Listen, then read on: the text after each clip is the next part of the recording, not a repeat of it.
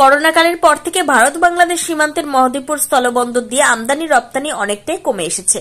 আগামীতে এই আমদানি রপ্তানি কিভাবে বাড়ানো যায় সহ একাধিক সমস্যা এবং তার সমাধান নিয়ে বিস্তারিত আলোচনা উঠে এলো মহদীপুর C&F এজেন্ট ওয়েলফেয়ার অ্যাসোসিয়েশনের বার্ষিক সাধারণ সভায়।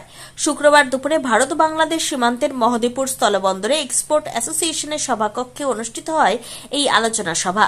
উপস্থিত ছিলেন সংগঠনের সভাপতি প্রসেনজিৎ ঘোষ, সম্পাদক তাপস কুণ্ডু, অফিস ইনচার্জ অনুপ গুপ্ত, মহদীপুর এক্সপোর্ট অ্যাসোসিয়েশনের যুগ্ম সম্পাদক হৃদয় ঘোষ, ফিরোজ খান সহ অন্যান্যরা। এছাড়া উপস্থিত ছিলেন মালদা মার্চেন্ট চেম্বার অব কমার্সের সম্পাদক উত্তম বসাক সহ বণিক মহলের অন্যান্য সদস্যরা।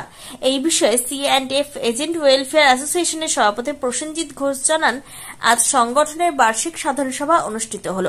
এখানে বিভিন্ন সংগঠনের সদস্যরা উপস্থিত ছিলেন।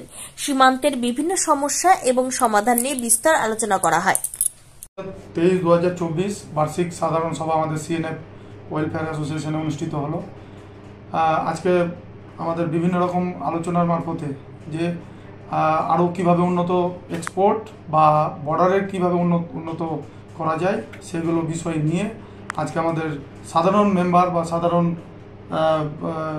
আরও অন্যান্য ইউনিয়ন তাদের সাথে আলোচনা করে কিভাবে আরও উন্নত প্রকৃতির এক্সপোর্ট করা যায় তা আলোচনা হলো। আজকে কোনো কি সমস্যা রয়েছে বর্তমানে বর্ডারে? সমস্যা বলতে আপনার করোনা কাল থেকে আমাদের এক্সপোর্টটা একটু কমই আছে, তার জন্য বাংলাদেশের একটু প্রবলেম আছে।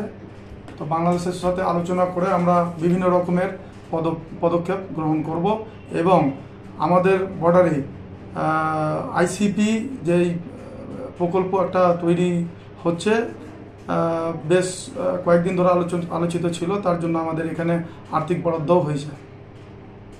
Bureau report, news for Bengal.